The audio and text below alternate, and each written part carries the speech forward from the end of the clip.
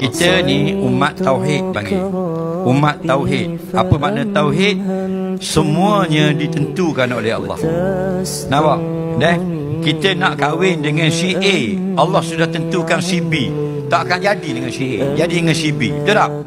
Kita kahwin dengan orang yang sangat kita cintai, dah masuk dengan potong kek apa semua, kita nak duduk sehidup semati, tapi Allah tentukan 2 tahun saja, 2 tahun bercerai kita.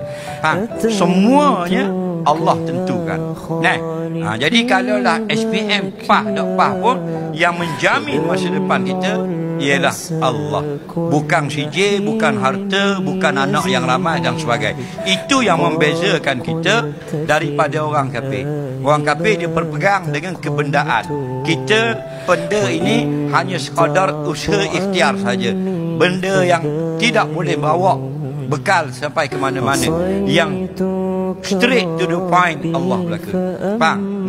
Kita try lah, tapi kalau gagal, Allah yang menentukan kita. Faham? Sebab tu la dhamina li hayatikum illa Allah. Ingat sampai bila-bila, tiada siapa yang menjamin hidup kamu melainkan Allah.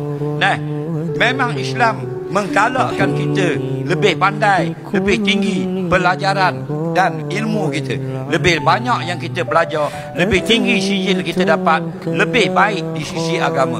Tapi bukan sampai kita pegang, kalau tak ada sijil, gelap masa depan. Itu orang bukan Islam.